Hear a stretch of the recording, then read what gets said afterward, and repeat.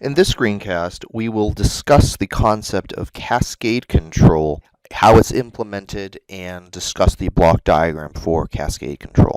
So before we do this, we have to think about why we would want cascade control. The majority of all processes that are being controlled take advantage of feedback-only control because of the numerous advantages that it provides. Its robustness, its ability to measure the controlled variable and act, its ease of implementation, etc.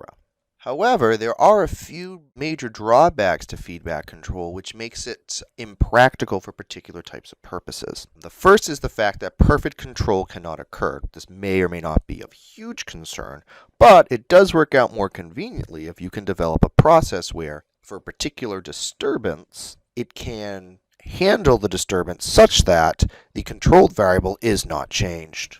The second issue is that predictive control does not occur with a feedback-only scheme. Why? Because remember what feedback control does. Feedback control only deals with measurements of the controlled variable. So therefore, even if we knew something was going to happen, like we knew that there was going to be a flow rate change somewhere in the process, a temperature change, a pressure change, something along those lines, the feedback control scheme will not be able to handle that until there is a deviation in the value of the controlled variable. So therefore, for processes which have heavy disturbances, having a feedback-only scheme may have some problems. And related to that is for processes which are very slow or have large dead times, they don't necessarily handle disturbance as well because of that slow time to respond. So a disturbance will happen, but because of the large dead time of the process or large tau value, the time constant of the process, it will not be able to handle disturbances in a very efficient, quick manner, leaving the process away from its steady state for a lengthy period of time. So cascade control cannot provide perfect control. We'll discuss why a little bit later on. However, it can help with both predictive control and speeding up the process. Both of those two are directly related to each other. So cascade control can best be approximated as the idea of feedback control loops in series. And to exemplify this, we have a jacket reactor on the diagram where the desired variable to control here is the temperature inside the reactor. So this is our controlled variable.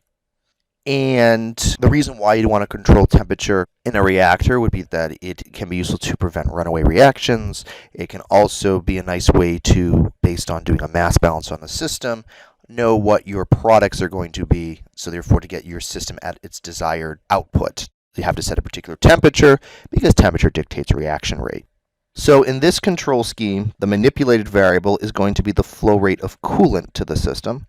Obviously, there's a whole host of other ways in which this could be manipulated, but for the sake of what we're doing here, it's the flow rate of the coolant. The temperature controller does not directly connect to the valve.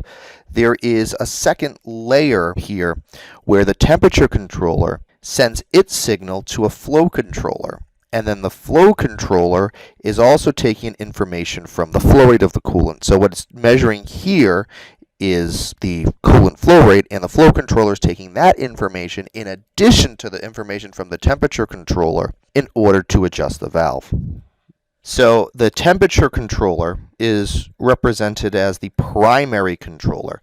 The primary controller in a cascade control scheme will always be the controller that corresponds to the controlled variable, in this case the reactor temperature. And the flow controller is the secondary controller, primary, secondary. There can be more than 2 layers of cascade control, so it can be ternary, quaternary, etc. Whatever is lowest in the hierarchy is the one that will directly control the valve. So some important information about the secondary control. There are 2 things that need to be the case in order for this to be a useful cascade control scheme. The first is the variable must fluctuate, and it must be a non-negligible fluctuation.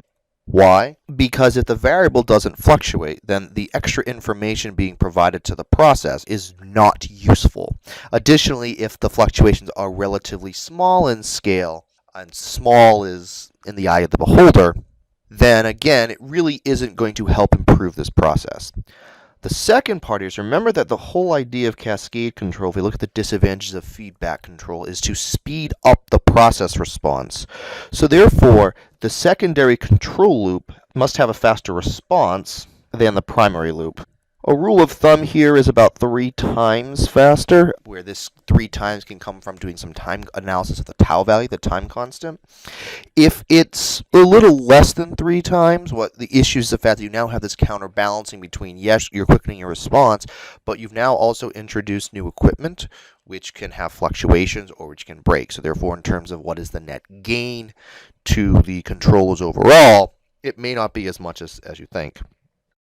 To go back to the issue of why perfect control cannot occur here, the reason why perfect control can't occur here is that there is still a connection here to the primary variable. So in other words, the secondary variable's decision-making process is based on what is going on with the primary variable. So therefore, it helps mitigate the idea of the possibility of perfect control. So what we'll do here is kind of talk about the loop in a bit more detail. If we see a deviation to the temperature, the controlled variable, the temperature inside the reactor, the temperature controller is going to send a signal to the flow controller saying, I need more or less coolant. So in other words, what this is really doing is this signal here, sent from the temperature controller to the flow controller, is setting a new set point for the secondary controller. So with this new set point, the secondary controller can then take what the new value should be in order to get the desired temperature, compare it to what the flow rate of the coolant actually is, take those two pieces of information together, and adjust the valve.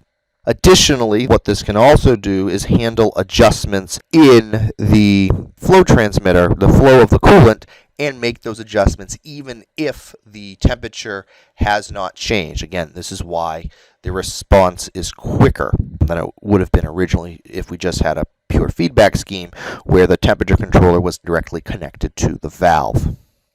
So the question now to ask is, how does this all get represented on a block diagram? So to show this, we'll start with our output variable, and we'll use the example of the reactor I have here. So therefore, the output here would be the temperature of the reactor. So we'll just follow the steps here where, again, this does have a large root in feedback control. So therefore, the temperature of the reactor will then go to the sensor transmitter of the temperature transmitter. From the temperature transmitter, it will go to the controller. Remember the fact that the controller has to take in an error. So therefore, we need to compare it to the set point of the reactor, multiply it by Km in order to get into appropriate units, and then from there, we'll connect it to the controller. And in this case, if we follow the arrows here, we're talking here about the temperature controller.